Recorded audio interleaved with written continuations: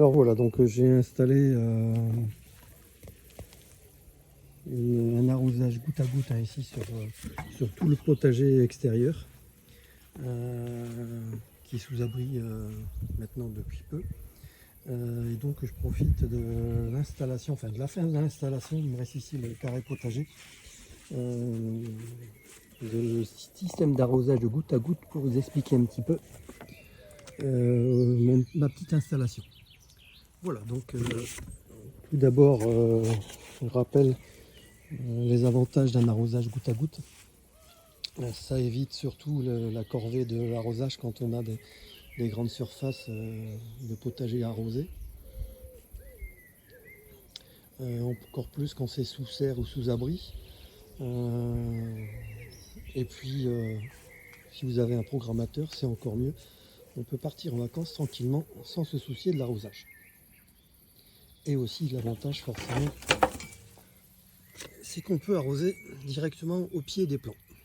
Ça évite de mettre l'eau sur le feuillage et d'en mettre trop à côté.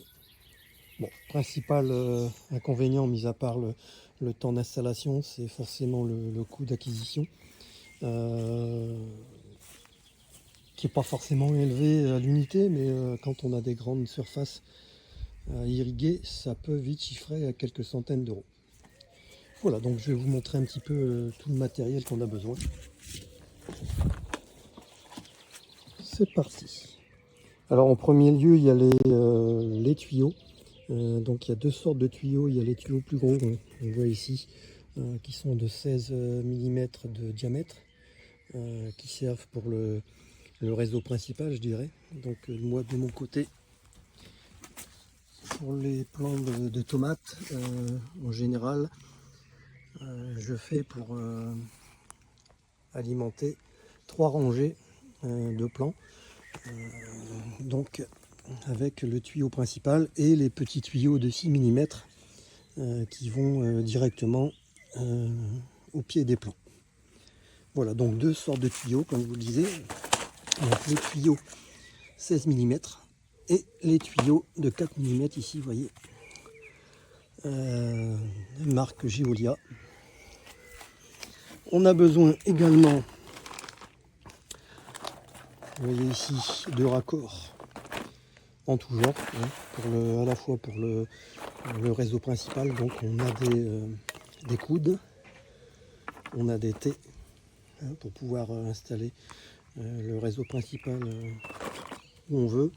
On a aussi des vannes d'arrêt. Bon, ça c'est pas indispensable, mais ça permet quand le potager n'est pas rempli partout, de pouvoir juste ouvrir une partie du potager à l'arrosage. Donc voilà, donc d'autres raccords. Il nous faut des goutteurs. Donc les goutteurs ici qui permettent soit d'arroser en goutte à goutte ou en mini-jet. Il nous faut également les petits raccords qui permettent de relier le petit tuyau au plus gros. Donc, vous voyez ici, quand je vous parlais de l'investissement, ici pour les sachets de 25 goutteurs, on est sur l'ordre de 5 euros. On doit être de l'ordre de moins de 3 euros pour les 25 raccords des petits tuyaux. Et ici, le tuyau de 6 mm, je pense qu'on doit être sur un coût d'une dizaine d'euros pour 25 mètres. Le coût des tuyaux plus gros, je ne l'ai plus en tête, mais je pense que c'est une quarantaine d'euros pour une quinzaine de mètres de mémoire.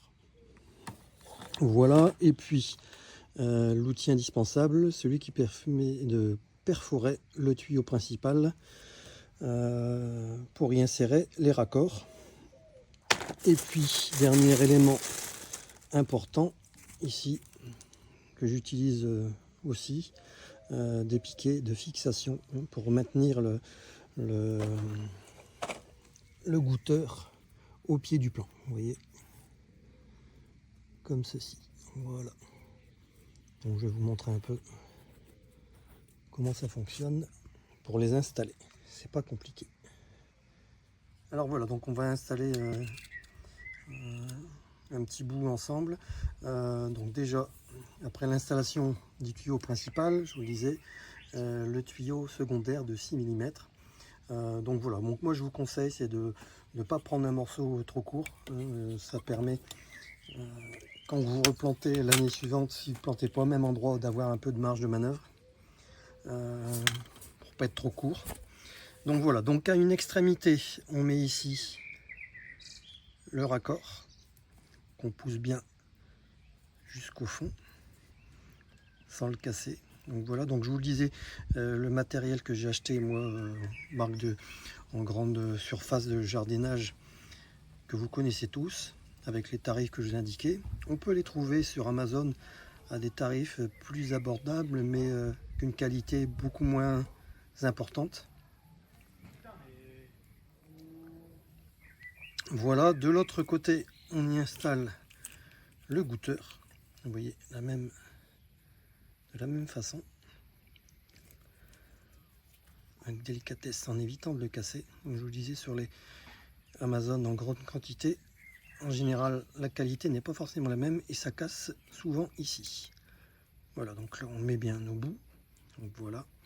Maintenant, il ne reste plus qu'à faire un avant-trou directement sur le gros tuyau. Allez, c'est parti. Donc là, on l'entend, en général, ça fait un petit clic.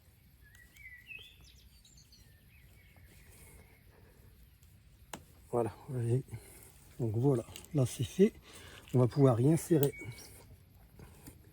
le tuyau. Voilà. Et maintenant, il nous reste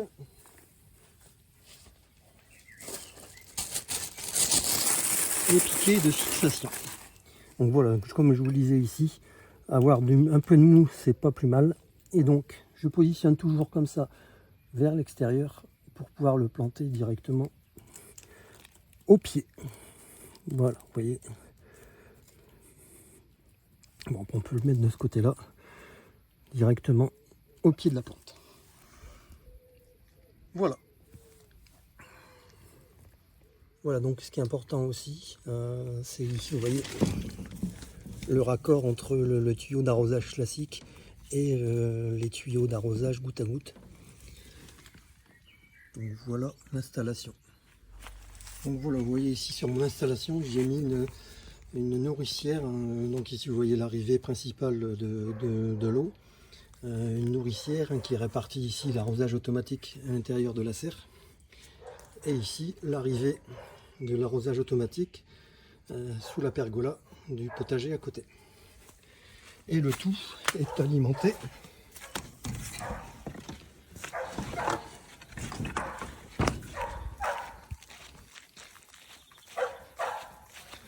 par un programmateur que vous voyez ici sur l'arrivée principale.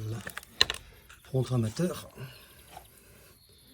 qu'on peut programmer ou mettre en manuel ou en automatique ici quand on veut. Donc moi en général je mets l'arrosage automatique environ 1 heure à 5 heures au matin et ça permet d'arroser, je dirais, à peu près l'équivalent d'1 litre par plant. Voilà un petit peu l'installation. Donc si vous avez aimé la vidéo, n'hésitez pas à liker, n'hésitez pas à réagir également en commentaire, et puis à très vite pour d'autres vidéos.